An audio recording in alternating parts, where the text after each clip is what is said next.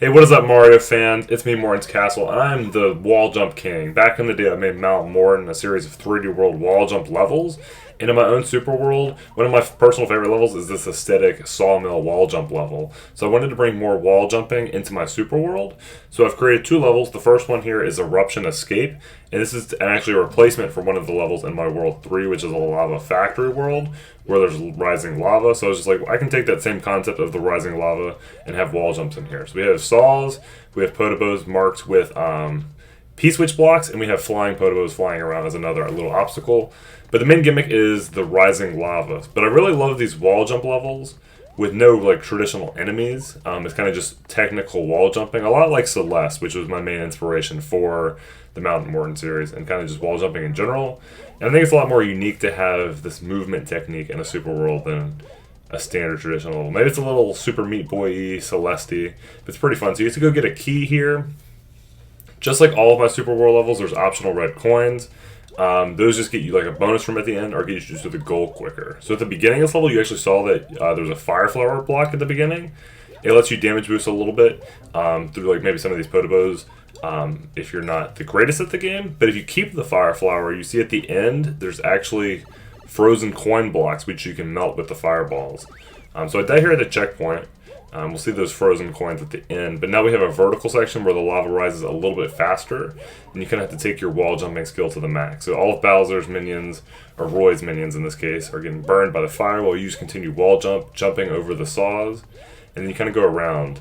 I have these indicator blocks. I did it in the sawmill level, and I did it here. I just think it's really cool to have the kind of show the player where exactly you jump. It makes it very kind of obvious and not too confusing when a lot of stuff can be on the screen. So you just keep jumping around, go around the saws. Some of those jumps are a little bit tight, but here's at the end, those are those frozen coin blocks. That pipe actually takes you directly to the goal, so I think for the speed run for this level, you want to keep the fire flower, because that pipe will just drop you right on the axe. Well, if you don't have the fire flower, you have to go around this final like 3 or 4 wall jumps right here, which is a little bit scary, but I make it right here. Grab the coin indicator, bam, there's the axe.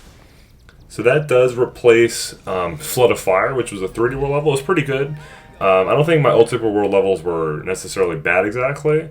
There's the level code. But yeah, it's replacing Flood of Fire because I want a little bit more cohesion in my Super World. I'm just like overall trying to make my Super World better, and I am making more worlds as well. So the next level we have here is Shadow over Innsmouth. This is for a future world. I don't know if it's going to be in World 4 or World 5 because I am revamping my World 4.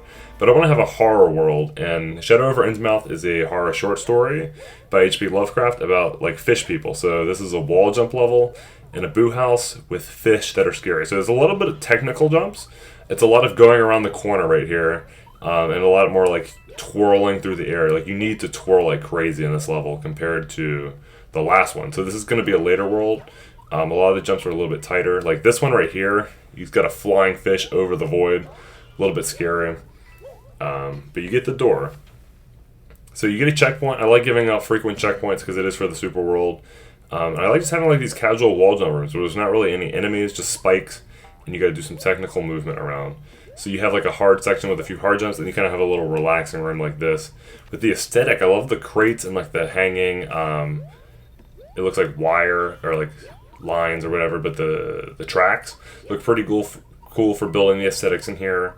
Because there's not that much you can do in Mario Maker, but these hanging crates do look pretty good. And he bounces on the fish, because in the short story, there's fish people in Innsmouth. That's really weird.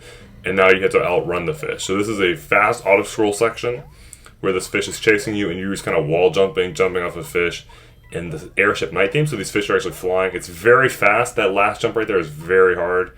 And then you jump off the fish. So those fish are swimming in the air. You jump off of them, wall jump to avoid the fish, and then you bounce off the fish that was chasing you.